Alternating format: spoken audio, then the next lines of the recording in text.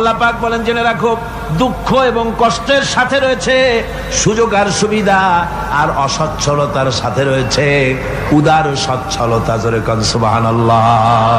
কাজে ভয় পাওয়ার কারণ নাই, হতাশ হওয়ার কারণ নাই। গুনাহ করেছো, হতাশ হয়ো না। যুবকদের গুনাহ করা স্বাভাবিক। ইউনিভার্সিটির ছাত্র, কলেজের ছাত্র, প্রফেসর, শিক্ষক, অফিসার ঘুষ খেয়েছেন, জিনা করা হয়েছে, মদ খাওয়া হয়েছে, মিথ্যা কথা বলা হয়েছে, যাই কিছু করেন না কেন ভয় পাওয়ার কারণ নাই, নিরাশ হওয়ার কোনো দরকার নাই। আল্লাহ পাক ডেকে বলেছেন, কুল ইয়া ইবাদিয়াল্লাযীনা সারাফু আলা আনফুসিহিম লা তাকনাতু মির রাহমাতিল্লাহ। আমার আল্লাহ বলেন, ও নবী আপনি শুনায় দেন, হে আল্লাহর বান্দারা, তোমরা যারা নিজেদের উপরে বাড়াবাড়ি করেছো, নিজেদের উপরে জুলুম করেছো, অত্যাচার করেছো, আমি আল্লাহর রহমত থেকে নিরাশ হয়ে যেও না। মানুষ যদি অপরাধ করে, বাপের সাথে অপরাধ করেছে, মায়ের সাথে অপরাধ করেছে, মা বাবা সন্তানের চাইতে এত বড় কল্যাণকামী তো আর কেউ নাই, কিন্তু মা বাবা কোনোদিন বলে না আয় আমার ছেলে তোরে মাফ করে দেই, এরকম বলে নাকি? মন চায় ছেলে যদি মাপ চাইতো খুশি হয়ে মাফ করে দিতাম, কিন্তু কেন যে আসে না, ডাকে না যে আয় মাফ করে দেই। মা বাপ আপনাকে এত ভালোবাসে, সেই মা বাপও আপনাকে বলে না যে আয় মাফ করে দেই। আমার আল্লাহ হচ্ছেন এমন আল্লাহ, আল্লাহ রাব্বুল আলামিন ডাকেন, এ বান্দা খুন করেছিস ফিরে আয়, জিনা করেছিস ফিরে আয়, হত্যা করেছিস ফিরে আয়, চুরি করেছিস ফিরে আয়, কুফরি করেছিস ফিরে আয়, সুদ খেয়েছিস, ঘুষ খেয়েছিস, মদ খেয়েছিস ফিরে আয়, এসে আমার দরবারে চোখের পানি ফেল, আমার দরবারে কাঁদাকাটি কর। ইন্নাল্লাহা ইয়াগফিরুয যুনুবা জামিআ ইন্নাহু হুয়াল গফুরুর রহিম। আমার দরবারে চোখের পানি ফেলে কান, আমি রব্বুল আলামিন জিন্দেগীর গুনাহ মাফ করে দেব। সুবহানাল্লাহ কোন, সুবহানাল্লাহ কোন। আমার কাছে কান, চোখের পানি ফেল। আল্লাহ রাব্বুল আলামিনের কাছে বান্দার দুইটা ফোঁটা বেশি প্রিয়। একটা হলো জিহাদের ময়দানে যে রক্ত ফোঁটা দেওয়া হয়, এটা আল্লাহর কাছে প্রিয়। আর আল্লাহর ভয়তে গুনার জন্য লজ্জা করে, অনুশোচনা করে বান্দা যখন চোখের পানি ছেড়ে দেয়, আল্লাহর কাছে এটা অত্যন্ত প্রিয়। নবীজি বলেছেন, বান্দা যখন গুনার ভয়তে, আল্লাহর ভয়তে, জাহান্নামের ভয়তে অনুশোচনা করে যখন চোখ দিয়া পানি ছেড়ে দেয়, ওই চোখের পানি নাকের অর্ধেক আসতে না আসতে আল্লাহ রাব্বুল আলামিন বান্দারে মাফ করে দেন। আল্লাহ বরদাস্ত করতে পারেন না যে বান্দা কান্দুক। আমার ভাইরা, আল্লাহ রহমত, এই পৃথিবীতে আল্লাহর রহমতকে 100 ভাগ করা হয়েছে। আল্লাহ রহমতের কত ভাগ? এই 100 ভাগের 1 ভাগ সারা পৃথিবীতে ছড়াই দেওয়া হয়েছে। আর 99 ভাগ কার কাছে? আল্লাহর কাছে। এজন্য আল্লাহ রাব্বুল আলামিন বলেছেন, নাব্বি ইবাদি আন্নি আনাল গফুরুর রহিম। ও আমার নবী, সুসংবাদ দিয়ে দাও, বান্দাদেরকে শোনায় দাও যে আমি আল্লাহ তাআলা ক্ষমাশীল আর দয়াবান। হুজুর কাঁদতেছিলেন, হযরত ওমর রাদিয়াল্লাহু তাআলা আনহু এসে দেখেন হুজুর একা কাঁদতেছে। হুজুর জিজ্ঞেস করছেন, হযরত ওমর জিজ্ঞেস করলেন, হুজুর আপনি কাঁদেন কেন একা একা? হযরত ওমর বলেন, আমি যখন প্রশ্ন করলাম, নবীজি বললেন, আমার কাছে কিছু আগে জিবরাইল এসেছিলেন। জিবরাইল এসে আমাকে বললেন, আল্লাহ পাক বলেছেন, হে আমার নবী, ইসলামের ভিতরে থেকে যে সমস্ত মানুষগুলো ইসলামের ভিতরে থেকে চুল আর দাড়ি পাকায় দিছে, কিয়ামতের দিন এই লোকগুলারে আমি শাস্তি দিতে আমার শরম হবে। হযরত ওমর বলেন, হুজুর উম্মতের জন্য কত বড় খোঁজ খবর এটা, আর আপনি কাঁদতেছেন। হুজুর বলেন, ওমর তুমি জানো না, আমার কান্নার কারণ ভিন্ন। আমার কান্নার কারণ হলো যে আল্লাহ রাব্বুল আলামিন কিয়ামতের দিন দাড়ি চুল পাকা বান্দারে শাস্তি দিতে শরম করবেন, সেই দাড়ি চুল পাকা বান্দাগুলি আল্লাহর সাথে নাফরমানি করতে শরম করে না।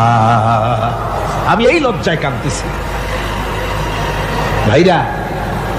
হুজুর আল্লাহ পাক বলেন, আমার নবী, রাতের আধারে যখন একটা বুড়া আমার দরবারে হাত উঁচু করে, একটা বুড়া মানুষ রাতের আধারে যখন আমার দরবারে হাত উঁচু করে আর যখন বলতে থাকে রব্বুল আলামিন, আমার পেছনের জীবনটা বড় খারাপ করেছি, এমন কোন কাজ জীবনে করি নাই যা তোমার কাছে কিছু দাবি করতে পারি, সব রকমের নাফরমানি করেছি, আজ আমি বুড়া হয়ে গেছি, কামাই করতে পারি না, ছেলে আমাকে চোখে দেখতে পারে না, পুত্রবধূ আমাকে ঘরে জায়গা দেয় না, আমার স্ত্রী আমাকে দেখতে পারে না, রোজগার করতে পারি না, হাঁটতে পারি না, চলতে পারি না, সবার কাছে আমি তিতা হয়ে গেছি, আমি দাঁড়াতে পারি না, কোমরে ব্যথা পাই, হাঁটুতে ব্যথা পাই, চলতে পারি না, কানে শুনতে পাই না, চোখে দেখতে পারি না, আর তোমার কাছে কিছু চাইয়া নেব এমন ভালো কাজও করি নাই। এইভাবে যখন বান্দা কাঁদতে থাকে আমার দরবারে, ও আমার হাবিব আমার রহমতের দরিয়ায় জোশ মেরে যায়, আমার শরম হয় এই বুড়াটারে কেমনে খালি হাতে ফিরাইয়া দেই। সুবহানাল্লাহ, সুবহানাল্লাহ। আমার আল্লাহর এত দয়া, আমার আল্লাহর এত মায়া, এত মহব্বত। আমার আল্লাহ রাব্বুল আলামিন বলেন, وَإِذَا سَأَلَكَ عِبَادِي عَنِّي فَإِنِّي قَرِيبٌ। আমার হাবিব, আমার বান্দা আমার ব্যাপারে প্রশ্ন করে, আমি বান্দার একদম নিকটে। কোরআন শরীফের ভিতরে যত জায়গায় রাসূলকে বলা হয়েছে সুয়ালের কথা, আপনাকে প্রশ্ন করা হয়, আল্লাহ তার জবাব কুল এই কথা বলে জবাব দিয়েছেন। যত জায়গায় সুয়াল এসেছে, যেমন কোরআনে কারীমের মধ্যে আল্লাহ পাক বলেন, ওয়ায়াসআলুনাকা আনিল মাহিদ, মেয়েদের হায়েজ সম্পর্কে জিজ্ঞাসা করা হয়, কুল হিয়া আযা, হে নবী আপনি বলুন। এভাবে করে কুল দিয়ে জবাব দেওয়া হচ্ছে। আবার প্রশ্ন করা হচ্ছে, ওয়ায়াসআলুনাকা আনিল আনফাল, এই গনিমতের মাল সম্পর্কে হুজুর আপনাকে, হে নবী আপনাকে প্রশ্ন করা হয়। আল্লাহ কুল দিয়া জবাব দিলেন, আল্লাহ বলেন আপনি বলেন। ওয়ায়াসআলুনাকা আনিল খামরি ওয়াল মাইসির, আল্লাহ পাক বলেন নবী আপনারে প্রশ্ন করা হয়, কুল ফীহিমা ইসমুন কাবীর, আল্লাহ কুল দিয়া বললেন তুমি বলো। আবার বলা হলো, ওয়ায়াসআলুনাকা আনিল আহিল্লা কুল হিয়া মাওয়াকিতু লিন্নাস, ও নবী আপনাকে প্রশ্ন করা হয় চাঁদের ক্রমবর্ধমান এবং ক্রমহ্রাস, এই যে বাড়ে আর কমে, পূর্ণিমা হয় অমাবস্যা হয়, কেন হয় আপনি বলুন। কুল, আপনি বলেন এটা আমি অক্ত এবং সময়, বছর আর দিন গণনা করার জন্য পৃথিবীবাসীদের জন্য বিনা পয়সায় একটা ক্যালেন্ডার বানাইয়া আকাশে ঝুলাই রেখেছি। এভাবে যত জায়গায় এসেছে আপনাকে প্রশ্ন করা হয়, তত জায়গায় আল্লাহ জবাব দিয়েছেন কুল, আপনি বলেন। গোটা কোরআন শরীফের ভিতরে এই একটি মাত্র জায়গা যেখানে বলা হয়েছে আপনাকে প্রশ্ন করা হয়, আল্লাহ এখানে বলতে পারতেন কুল আপনি বলেন, আল্লাহ তোমাদের নিকটবর্তী, এভাবে জবাব হয় নাই। এটা কায়দাটা হলো এই, আল্লাহ বলতেছেন ওয়াইজা সালাকা ইবাদি, ও আমার নবী প্রশ্ন তো আমার বান্দারা আমার ব্যাপারে করেছে, এবার আপনার জবাবের কোনো দরকার নাই, প্রশ্ন আমার ব্যাপারে আমি নিজে জবাব দিয়ে দেই, ফাইন্নী কারীব, ও বান্দা আমার ব্যাপারে প্রশ্ন করেছিস, জবাব আমি দেই, আমি তোর সবচাইতে বেশি নিকটে। সুবহানাল্লাহ, কত নিকটে?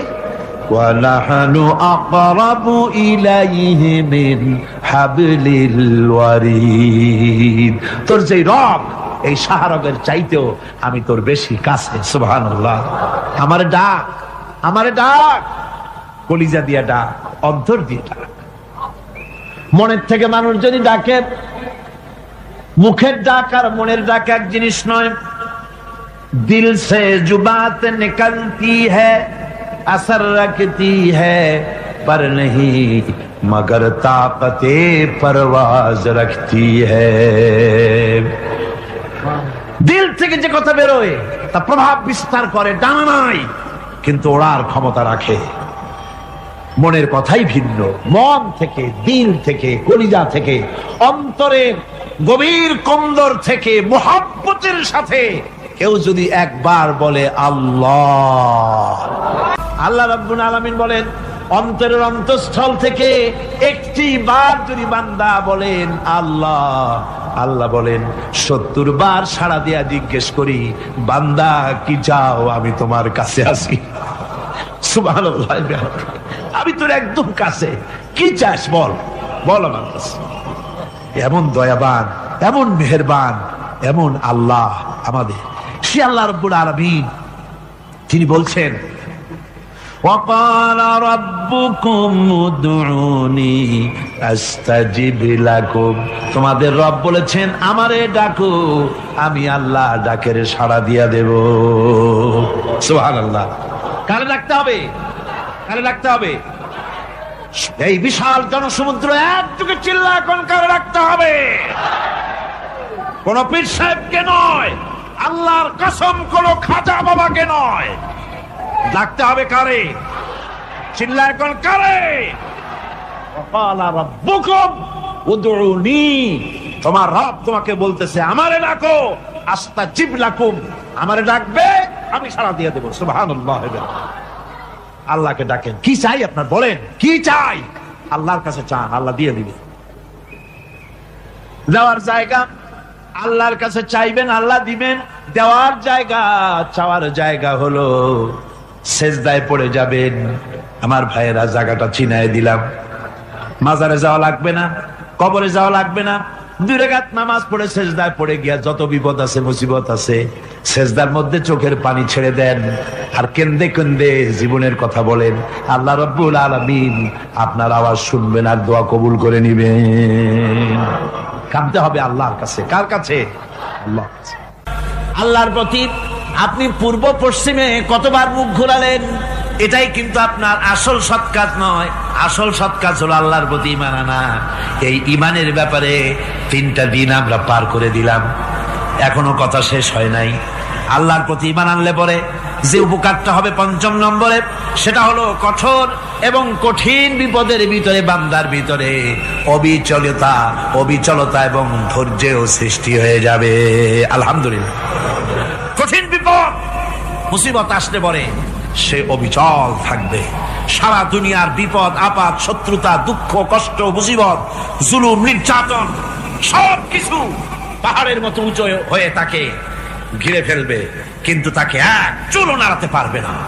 কবি বলতেছেন সাথে জাকা রহা হ্যায় আসল সে তা ইমরোজ, সাথে জাকা রহা হ্যায় আসল সে তা ইমরোজ, চরাগে মুস্তফাবি সে শরারে বুলাবিস। সে আবহমান কাল থেকে শুরু করে মুস্তাফা সাল্লাল্লাহু আলাইহি ওয়াসাল্লামের দীপ শিখার সাথে আবু জাহেল, আবু লাহাবের অগ্নিস্ফুলিঙ্গের টক্কর লেগেই আছে। রাসূলুল্লাহর আল্লাহর দেওয়া এই বিধান, এই দ্বীনের বাতিটা টিম টিম করে চলেছে। আর গর্কি, টর্নেডো, হাজার হাজার মাইল বেগে হ্যারিকেন এসেছে, গর্কি এসেছে, টর্নেডো এসেছে, টাইফুন এসেছে, কিন্তু এই আলো নিবাইতে পারে নাই। সুবহানাল্লাহ। এই আলো নিবাতে পারে নাই। এই শত্রুতা চিরকালের, নিবাতে পারবে না। কারণ হচ্ছে আল্লাহ রাব্বুল আলামিন বলেছেন ইউরিদুনা লিইউতফিউ নূরাল্লাহি বিআফওয়াহিহিম ওয়াল্লাহু মুতিম্মু নূরিহি ওয়ালাউ কারিহাল কাফিরুন। ওরা চায় মুখের ফু দিয়ে আমার আলোকে নিভিয়ে দেবে, কিন্তু আমি আমার আলোকে পূর্ণতা দান করব। তাতে কাফের বেঈমানদের কলজায় যত জ্বালা যন্ত্রণা হোক, আমার দ্বীন কেউ মিটাই দিতে পারবে না। সুবহানাল্লাহ। সুতরাং বিপদে অবিচলতা আসবে, সে অটল হবে, মজবুত হবে। কোরআনে কারীম বলতেছে ওয়া কাযালিকা জাআলনা লিকুল্লি নাবিয়্যিন আদুওয়াম মিনাল মুজরিমিন। এই পৃথিবীতে এমনি করে আমি সকল নবীদের শত্রু বানিয়েছি, সব পাপিষ্ঠ অপরাধীদেরকে। নবীদের সাথে বিরোধিতা করেছে কারা? পাপিষ্ঠরা, অপরাধীরা। মানুষ অত্যাচারিত হয়েছে, সাহাবায়ে কেরাম অত্যাচারিত হয়েছেন।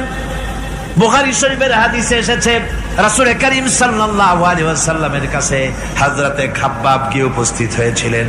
হযরতে খাব্বাব বলেন, হাদিসটা এভাবে লেখা হয়েছে বুখারীতে, ওয়ান খাব্বাব বিন আরিদ রাদিয়াল্লাহু তাআলা আনহু قال شكونا إلى رسول الله صلى الله عليه وسلم وهو متوسد بردة له في ظل الكعبة। রাসূলুল্লাহর কাছে গেলাম, কাবা শরীফের কাছে গিয়ে দেখি নবীজি একটা চাদর গায়ে দিয়ে তিনি আরাম ফরমাচ্ছিলেন কাবা শরীফের ছায়ায়। সেখানে গিয়ে বললাম, আলা তাস্তানসিরু লানা আলা তাদউ লানা ইয়া রাসূলুল্লাহ, হে আল্লাহর রাসূল, আপনি কি আমাদের জন্য আল্লাহর কাছে দোয়া চাইবেন না? আপনি কি আল্লাহর কাছে আমাদের জন্য সাহায্য চাইবেন না? আমাদের লোকগুলিকে, মুসলমানগুলিকে মারতে মারতে তো শেষ করে ফেলে দিল। তারা আমাদের সুমাইয়াকে মারলো, আমাদের খাব্বাবকে উটের সাথে পায়ের দড়ি লাগায় টানলো, আমাদের খোবায়েবকে তারা আগুনের উপরে চিৎ করে শোয়ায় রাখলো, না খায় রাখতেছে, মারতেছে, কষ্টে তো শেষ হয়ে গেলাম। হুজুর, আপনি কি আমাদের জন্য দোয়া করবেন না? হাদিস শরীফে এসেছে নবীজি উঠে বসলেন সোজা হয়ে। নবীজি বলেন, ও আমার সাহাবী, ও খাব্বাব, শোনো, তোমাদের আগে এই পৃথিবীতে যারা দ্বীনের দাওয়াত দিতে এসেছিলেন তাদেরকে সমকালীন রাষ্ট্রশক্তি, সমাজ শক্তি তাদেরকে ধরতো। ফায়ুখাজুর রাজুলো, তাদেরকে তারা ধরতো। ফায়ুহফারু লাহু ফিল আরদ, আর তার জন্য জমিনের ভিতরে কবর বানাইতো। ওই কবর ফায়ুজালু ফিহা, ওই কবরের ভিতরে তাকে কোমর পর্যন্ত গেড়ে দিত। সুম্মা ইউতা বিল মানশার, এরপরে করাত আনতো। ফায়ুদাউ আলা রাসিহি, এরপরে ওই করাত তার মাথার উপরে রাখতো। ফায়ুজালু নিসফাইন, এরপরে করাত দিয়া চিরে জীবিত মানুষটারে দ্বিখণ্ডিত করে ফেলে দিত।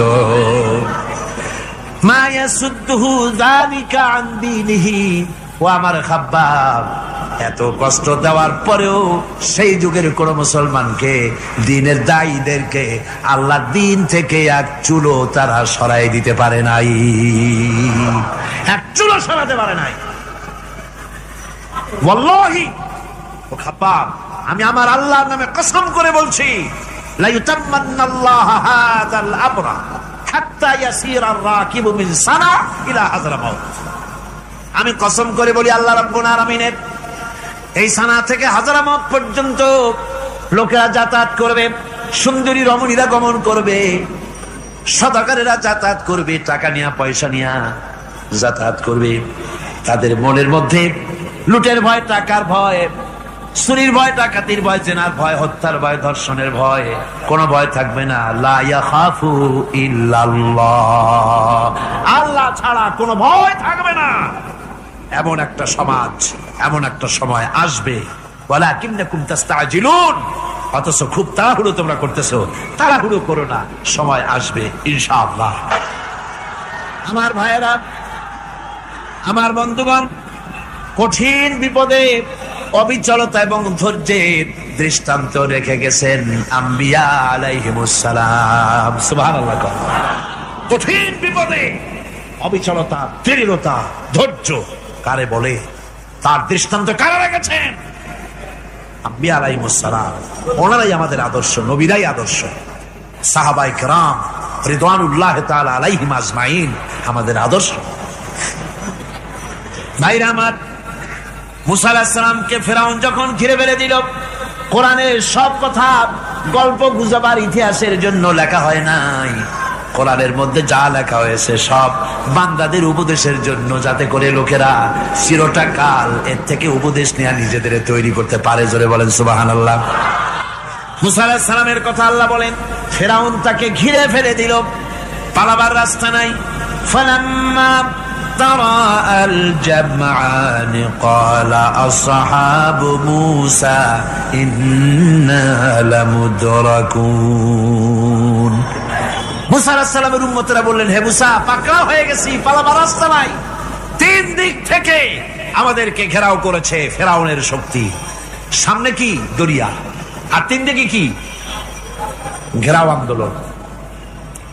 পালাবার পথ নাই, পালাবার পথ নাই, সারাশি আক্রমণ, ঘেরাও আন্দোলন। মুসা আলাইহিস সালামকে ঘেরাও করে ফেলেছে, পালাবার উপায় নাই। একদিকে দরিয়া, তিন দিকে ফেরাউনের শক্তি। এই যে ঘেরাও টেরাও মানে নতুন তো না, ধর্মঘট নতুন না, পুরানা জিনিস। এই পৃথিবীতে সর্বপ্রথম ধর্মঘট কিসের উপরে হয়েছে জানেন? এই পৃথিবীর প্রথম ধর্মঘট হয়েছে পেঁয়াজ, রসুন আর ডাইলের উপরে। মুসা আলাইহিস সালামের জামানায় লান নাসবিরা আলা তাআমিন ওয়াহিদ, আমরা এক রকমের খাদ্য আর খাবো না, আমাদের পেঁয়াজ দেওয়া লাগবে, ডাল দেওয়া লাগবে, রসুন দেওয়া লাগবে। সর্বপ্রথম ধর্মঘট হয় মুসা আলাইহিস সালামের জামানায়, সেখান থেকে শুরু হয়েছে। তিন দিক থেকে ঘেরাও হয়ে গেছে, পালাবার কোন রাস্তা নেই। হযরতে মুসা আলাইহিস সালামের কাছে উম্মতেরা বললেন, পালাবার তো কোনো পথ নাই, এখন উপায়টা কি? আমাদের তো আর উপায় নাই। মুসা আলাইহিস সালাম দেখেন বিপদে পড়ে গেছেন, কিন্তু ধৈর্য হারান নাই, ভয় পান নাই। ভয় পাইছিলেন? ভয় পেয়েছেন? প্রশ্নই ওঠে না। মুসা আলাইহিস সালাম আল্লাহ পাক যাদেরকে বলেছেন উলুল আযম রাসূল, যাদের বলেছেন তার মধ্যে হযরত মুসা একজন উলুল আযম পয়গম্বর। চারটিখানি কথা না, আল্লাহ কথা বলছেন তার সাথে, কালিমুল্লাহ তিনি। সুবহানাল্লাহ। মুসা আলাইহিস সালাম শোনালেন, কাল্লা ইন্না মাইয়া রাব্বি সায়াহদিন। কখনো নয়, আমার উম্মতেরা ভয় পেও না, আমার রব অবশ্যই আমাকে পথ দেখাবে। সুবহানাল্লাহ। তিন দিক থেকে শত্রু, একদিকে দরিয়া, পালাবার কোন রাস্তা নাই।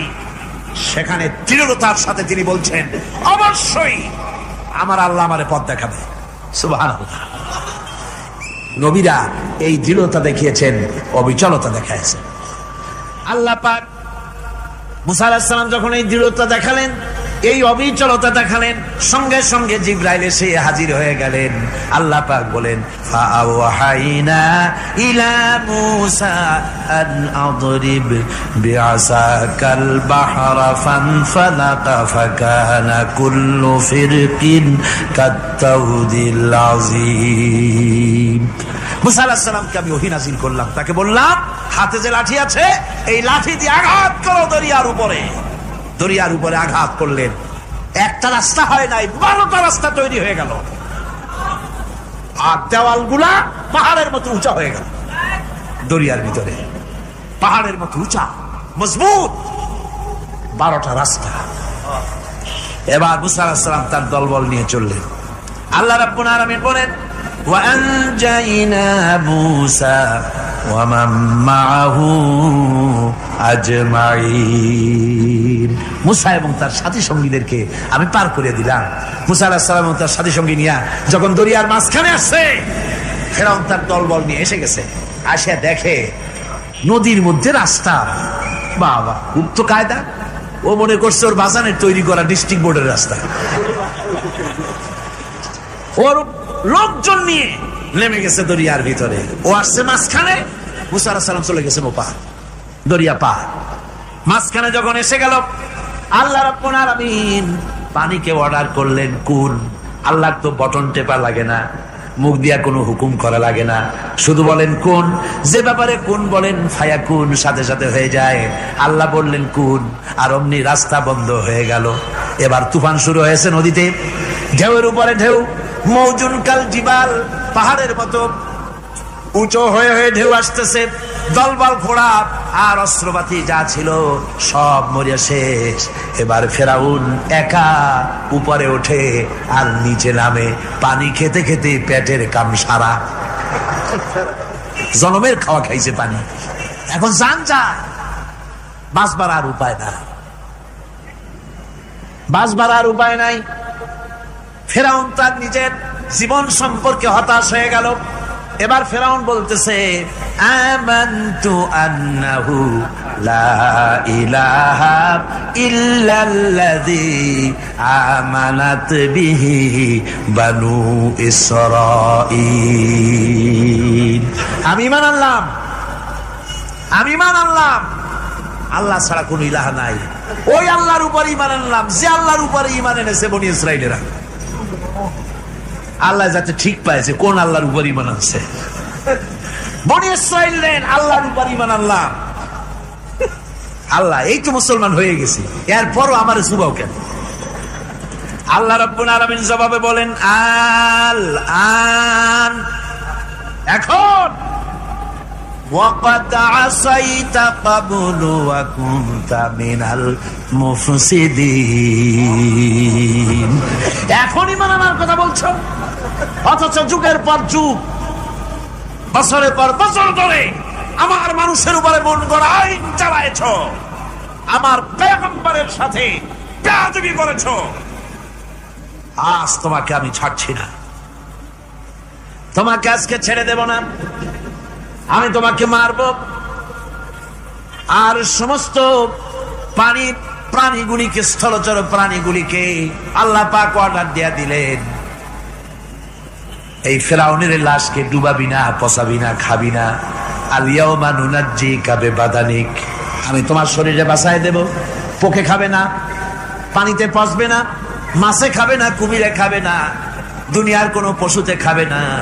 আমি তোরে শুটকি বানাইয়া রাখবো, যাতে করে দুনিয়ার সমস্ত ফেরাউন যত যুগে যুগে আসে তোরে দেখে যেন হেদায়েত নিতে পারে। ফেরাউনকে আল্লাহ শুটকি বানায় রাখছে।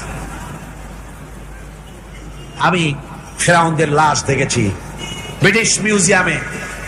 ফেরাউন তো একটা না, অনেকগুলা। আসলটারে অবশ্য দেখিনি। ব্রিটিশ মিউজিয়ামে ওই ফেরাউন গুলার লাশ যখন অসুবিধা হয়, মমিগুলি, তখন ইংল্যান্ডে নিয়ে যায় চিকিৎসা করাবার জন্য। চোখ টোক আছে গর্তের ভিতরে, তারপরে চামড়া টামড়া হাড়ের সাথে মিশানো, ওইভাবে চেহারা দেখলে মনে হয় যে সত্যি ফেরাউনি গুলা। আর ব্রিটিশের কাম মিশর থেকে নামছে এমন কোন জিনিস নাই। তারা ময়ূর সিংহাসনের, শাহজাহানের ময়ূর সিংহাসনের ময়ূরের বাম চোখে কোহিনূর মণি লাগাইছিলেন। শাহজাহান ময়ূরের ডান চোখে কোহিনূর মণি লাগায় নাই। কোহিনূর মণির অনেক দাম, আমি দেখে এসেছি মণি। এখন সেটা কুইন এলিজাবেথের মুকুটে শোভা পাচ্ছে। সেই মণি এমনি বলে প্রবাদে 7 রাজার ধন 1 মাণিক্য, বলেন এরকম অনেক দাম। শাহজাহান দেখালেন আমি মুসলমান, আমার কাছে এটার দাম নাই, এই জন্য ময়ূরের ডান চোখে লাগালাম না, বাম চোখে লাগাই দিলাম। এইটারে চুরি করছে। টিপু সুলতানের তরবারিটা পর্যন্ত চুরি করেছে। আজ পর্যন্ত ব্রিটিশ মিউজিয়ামে টিপু সুলতানের তরবারিটা আছে, আমি তরবারিটা দেখে এসেছি। আমার বন্ধুগণ, বলতেছিলাম যে পৃথিবীতে আল্লাহ রাব্বুল আলামিন নবীরা তাদের চরিত্র দিয়ে বিপদের মোকাবেলা করে, দুনিয়ার সামনে কঠিন বিপদের মোকাবেলা করে অবিচলতা, দৃঢ়তা দেখায় গেছেন যে কেমন করে এই পৃথিবীতে বিপদের সামনে মোকাবেলা করতে হয়। ধৈর্য ধরতে হবে। বিপদ আসবে পাহাড় সমান হয়ে, আপনাকে ধৈর্য ধারণ করতে হবে সেভাবে বুক বেঁধে। যেহেতু এটা যদি বিশ্বাস হয় যে আমার কিসমতে যা আছে তার থেকে বেশি কিছু হবে না, তাহলেই আপনার ধৈর্য আসবে, ভয় পাবেন না। কথা ঠিক কিনা কন? এবারে হযরত হুদ আলাইহিস সালাম সম্পর্কে আল্লাহ রাব্বুল আলামিন বলেন, হযরতে হুদকে যখন ষড়যন্ত্র হলো, কাফির বেঈমানেরা তাকে মেরে ফেলার জন্য যখন সরকারি ষড়যন্ত্রে লিপ্ত হয়ে গেল, হযরতে হুদ সমাজের এই চ্যালেঞ্জের মোকাবেলা করলেন। হযরত হুদ বলেন, ফাকিদুনি জামিআন সুম্মা লা তুনজিরুন ইন্নী তাওয়াক্কালতু আলাল্লাহি রাব্বি ওয়া রাব্বিকুম।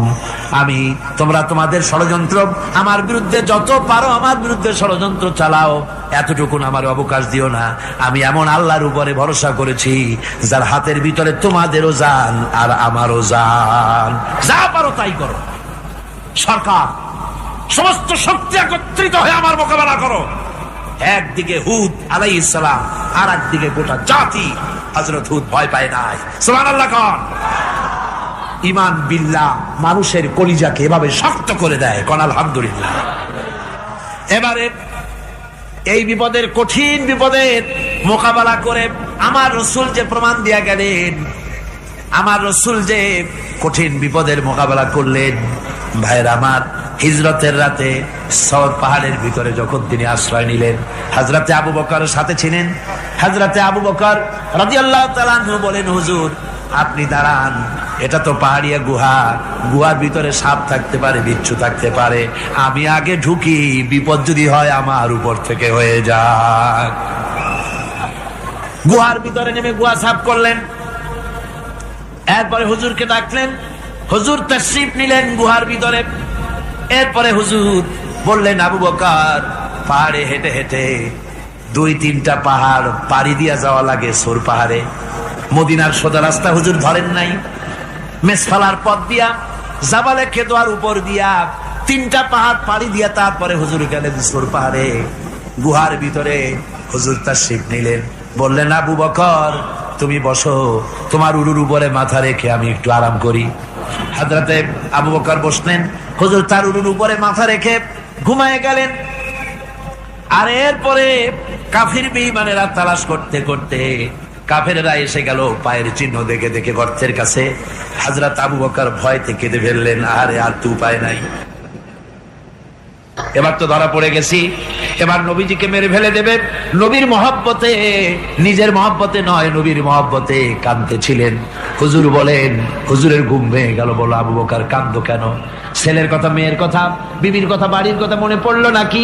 হযরত আবু বকর বলেন, ইয়া রাসূলুল্লাহ, আল্লাহর কসম করে বলি, যেদিন ঈমান এনেছি এই কলিজার ভিতরে মা বাপ, স্ত্রী, পুত্র, পরিজন, এমনকি আমার নিজের জীবনের চাইতে আপনারে বেশি ভালোবাসি। কান্দো কেন, কান্দো কেন? হযরত আবু বকর বলেন, হুজুর ধরা পড়ে গেছি, কাফেররা এসে গেছে গর্তের কাছে, তাকালি আমাদের দেখতে পাবে, আমরা তো মাইনরিটি, ওরা তো মেজরিটি, আমরা তো ধরি মারি ফেলাই দেবে, আপনাকে মেরে ফেলে দেবে, এই জন্য কাঁদি।